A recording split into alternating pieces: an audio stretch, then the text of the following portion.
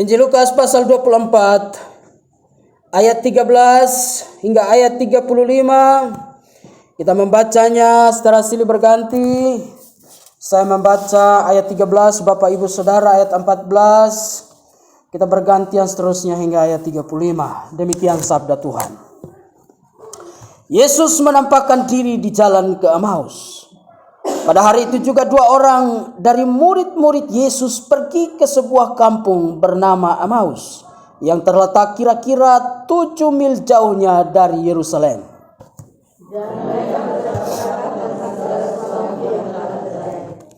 Ketika mereka sedang bercakap-cakap dan bertukar pikiran, datanglah Yesus sendiri mendekati mereka lalu berjalan bersama-sama dengan mereka.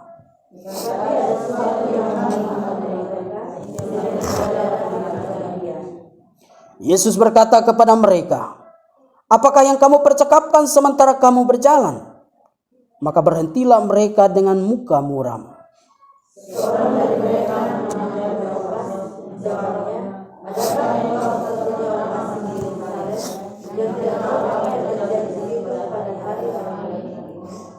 Katanya kepada mereka, "Apakah itu?" Jawab mereka, "Apa yang terjadi dengan Yesus orang Nazaret? Dia adalah seorang nabi yang berkuasa dalam pekerjaan dan perkataan di hadapan Allah dan di depan seluruh bangsa kami.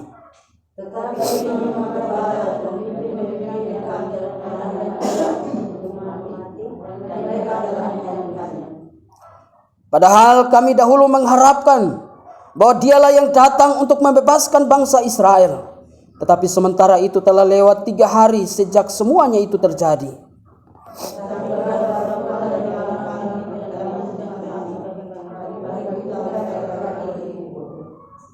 Dan tidak menemukan mayatnya. Lalu mereka datang dengan berita bahwa telah kelihatan kepada mereka malaikat-malaikat yang mengatakan bahwa ia hidup.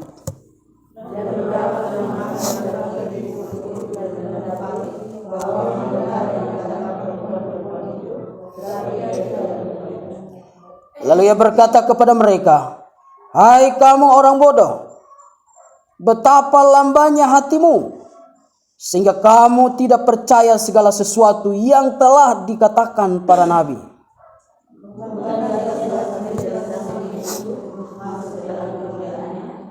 Lalu ia menjelaskan kepada mereka apa yang tertulis tentang dia dalam seluruh kitab suci, mulai dari kitab-kitab Musa dan segala kitab nabi-nabi.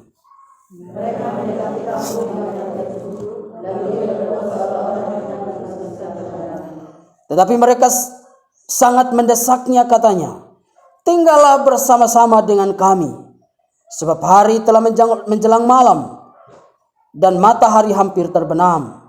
Lalu masuklah ia untuk tinggal bersama-sama dengan mereka.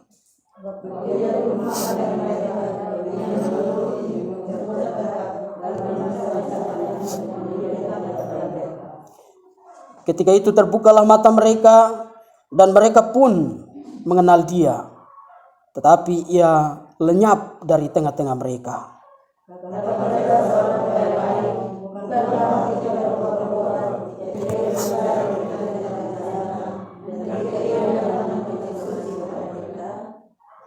Lalu bangunlah mereka dan terus kembali ke Yerusalem. Di situ mereka mendapati ke-11 murid itu. Mereka sedang berkumpul bersama-sama dengan teman-teman mereka.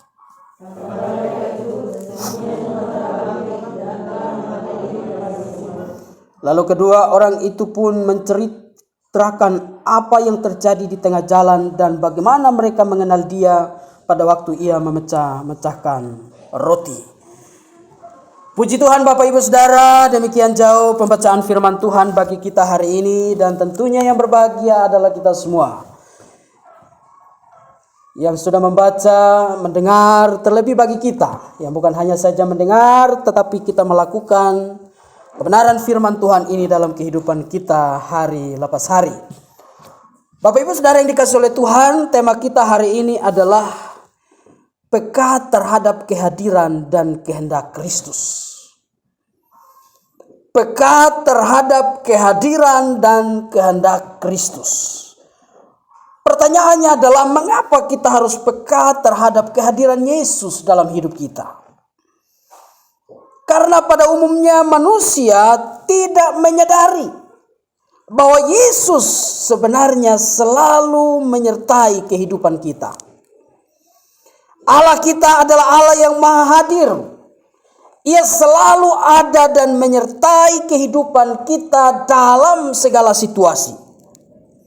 Allah ada pada waktu kita bersuka cita maupun atau sekalipun kita sedang berduka cita.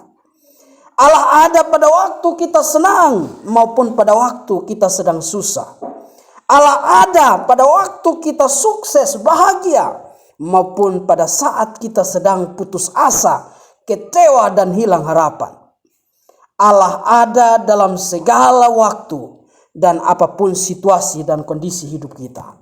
Ia tidak pernah membiarkan dan meninggalkan kita sebagai umat-umatnya. Bapak Ibu kekasih Tuhan, kehadiran Yesus juga dialami oleh dua orang murid. Yang satu namanya Kleopas dan yang satu tidak disebutkan namanya. Mereka sedang dalam perjalanan dari Yerusalem pergi ke sebuah kampung yang bernama apa? Emmaus. Dan jarak dari Yerusalem pergi ke kampung Emmaus itu di sini dikatakan jauhnya itu kira-kira 7 mil atau kurang lebih 11 kilometer dari Yerusalem. Kalau 11 kilometer kita pakai motor hanya beberapa menit saja. Tapi Bapak Ibu bayangkan kalau kita harus jalan kaki 11 kilometer, pasti capeknya luar biasa, lelah dalam perjalanan. Bapak Ibu yang dikasih oleh Tuhan, kondisi atau keadaan yang dialami oleh murid-murid saat itu bukan sedang baik-baik saja. Mereka sedang ada dalam situasi ketakutan. Mereka sedang ada dalam situasi putus asa dan hilang harapan. Mengapa? Karena ternyata guru mereka, yaitu Yesus yang mereka harapkan untuk membebaskan mereka, membebaskan bangsa Israel dari penjajahan Romawi saat itu, ternyata guru mereka mengalami hal yang mengerikan sekali. Yesus ditangkap, Yesus dianiaya, dipukul, disalibkan, bahkan sampai mati di atas kayu salib, dikubur. Bapak Ibu yang dikasih oleh Tuhan, itulah yang membuat mereka dalam suasana yang tidak tenang. Mereka juga takut, jangan sampai mereka juga akan ditangkap dan mengalami hal yang sama seperti guru mereka. Bapak Ibu Saudara, bahkan beritanya bukan hanya berakhir ketika Yesus dikubur, tapi ada juga berita yang kemudian semakin viral.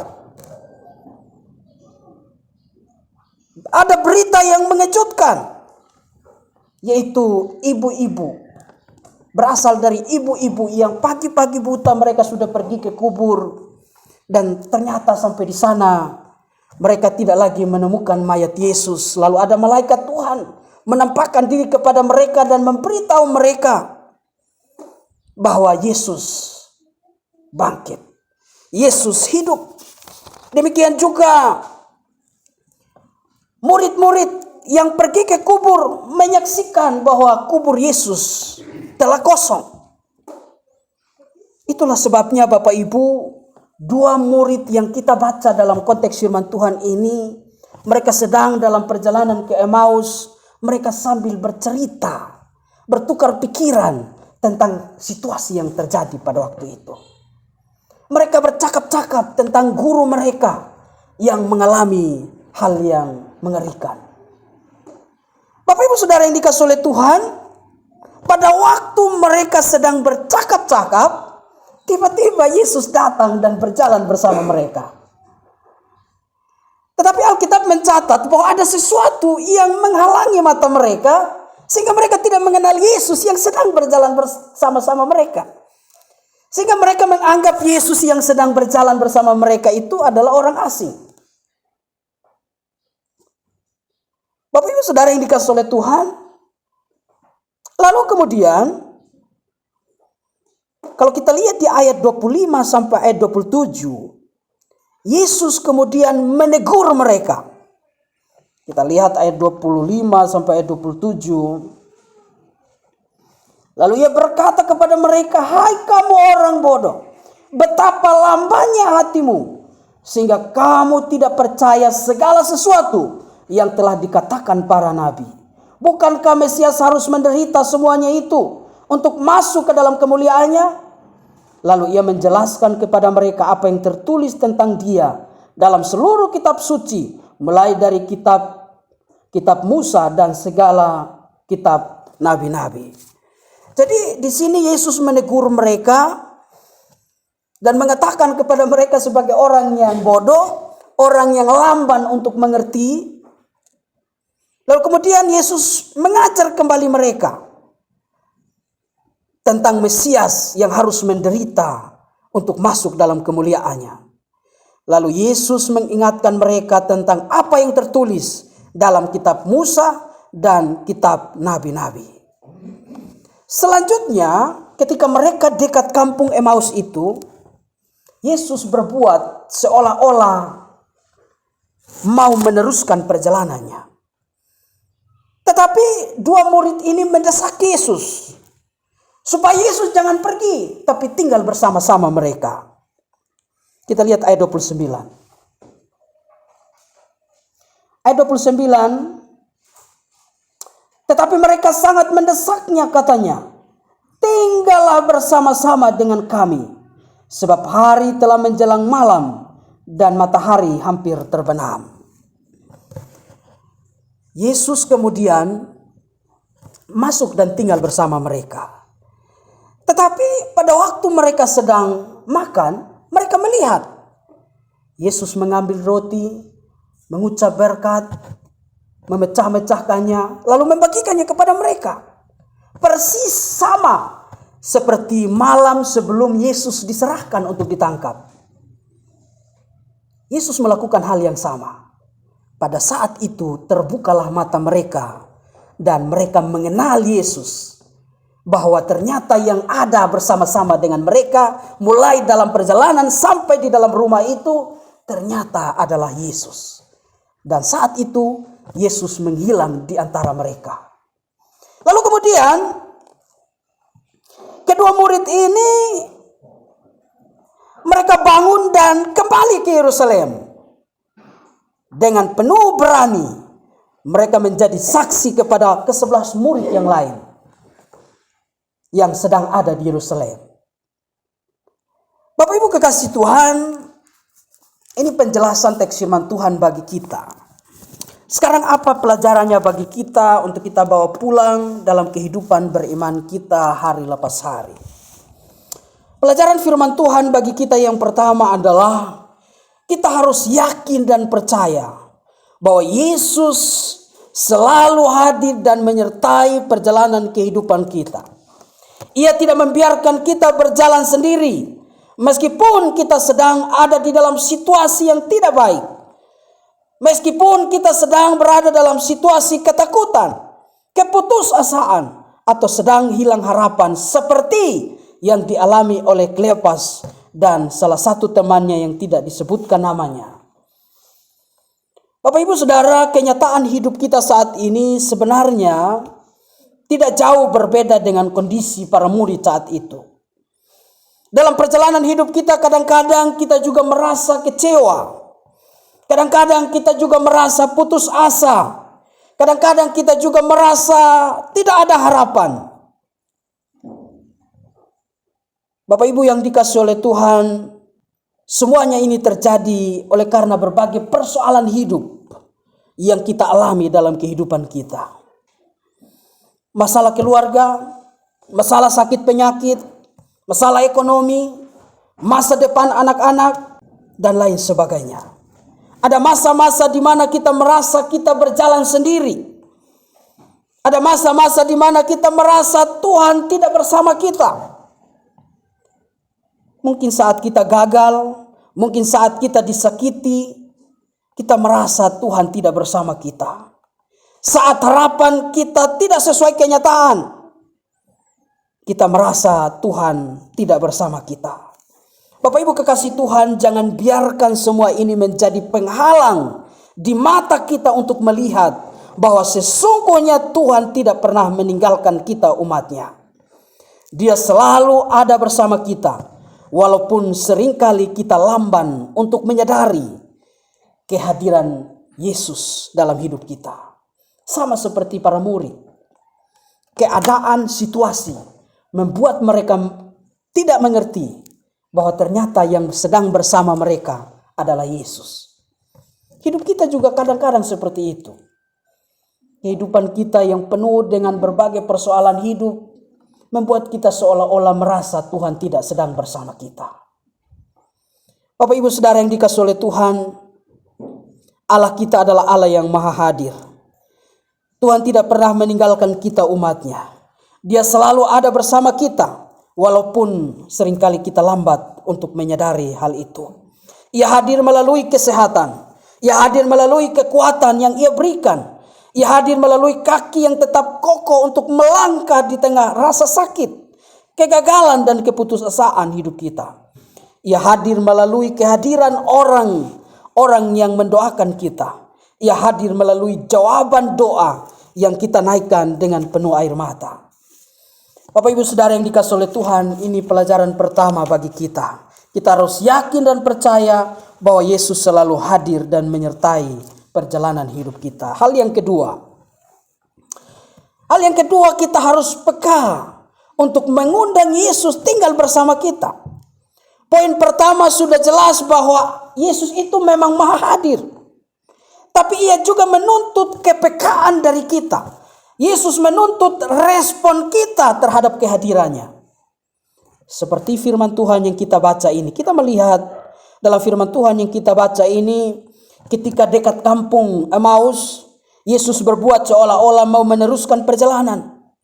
Tapi dua murid itu mendesak Yesus, tinggallah bersama-sama dengan kami. Dan ketika Yesus masuk dan tinggal bersama mereka, ternyata ada pemulihan. Ketika Yesus masuk dan tinggal bersama mereka, ada perubahan. Awalnya mereka takut, awalnya mereka putus asa, hilang harapan. Tapi ketika Yesus ada bersama mereka, awalnya mereka tidak mengenal Yesus di jalan. Tapi ketika Yesus tinggal bersama mereka, mereka mengenal Yesus. Lalu kemudian situasi, keadaan yang mereka alami berubah menjadi sukacita. Mereka kembali ke Yerusalem dengan semangat, dengan sukacita, dan memberitakan kepada murid-murid bahwa Yesus bangkit. Mereka memiliki kekuatan baru. Demikian juga dalam kehidupan kita, Bapak Ibu Saudara yang dikasihi oleh Tuhan. Kalau kita mau hidup kita dipulihkan oleh Tuhan, buka hati kita. Undang Yesus untuk selalu ada dalam hati, dalam hidup kita. Kalau kita mau keluarga kita juga mau dipulihkan oleh Tuhan, mari kita buka pintu rumah kita. Undang Yesus hadir dalam rumah tangga kita. Bapak Ibu Saudara yang dikasihi oleh Tuhan, kita manusia sekarang kadang-kadang terbalik. Bukan lagi kita yang harus membutuhkan Yesus, sehingga kita mengundang Dia untuk ada dalam kehidupan kita. Yesus sudah datang dan mau hadir dalam kehidupan kita. Kadang-kadang kita sendiri yang menolak. Kadang-kadang kita yang masih menutup pintu hati kita. Kadang-kadang kita yang masih mengatakan saya belum siap. Kalau dikasih jadwal-jadwal PKS, saya belum siap ini. Dikasih jadwal, saya masih sibuk ini. Masih ada urusan keluarga. Masih ada urusan-urusan yang lain. Urusan kita ternyata tidak selesai-selesai. Akhirnya kita tidak ada lagi waktu untuk menghadirkan Yesus dalam hidup kita, dalam keluarga kita, sehingga hidup kita dipulihkan oleh Tuhan. Bapak Ibu Saudara, mari kita belajar dari firman Tuhan ini. Ketika Yesus hadir dalam kehidupan kita, maka ada perubahan hidup. Hal yang terakhir, hal yang ketiga yang mau kita pelajari dari firman Tuhan ini. Bapak Ibu Saudara, Kleopas dan temannya yang tidak disebutkan namanya, bukan hanya saja dipulihkan dari rasa kekecewaan, keputusasaan, dan hilang harapan. Tetapi juga kemudian mereka punya keberanian, semangat yang baru untuk menjadi saksi kebangkitan Yesus. Ada semangat, ada sukacita. Mereka kembali dari Emmaus ke Yerusalem, bertemu para murid dan menjadi saksi bahwa Yesus telah bangkit.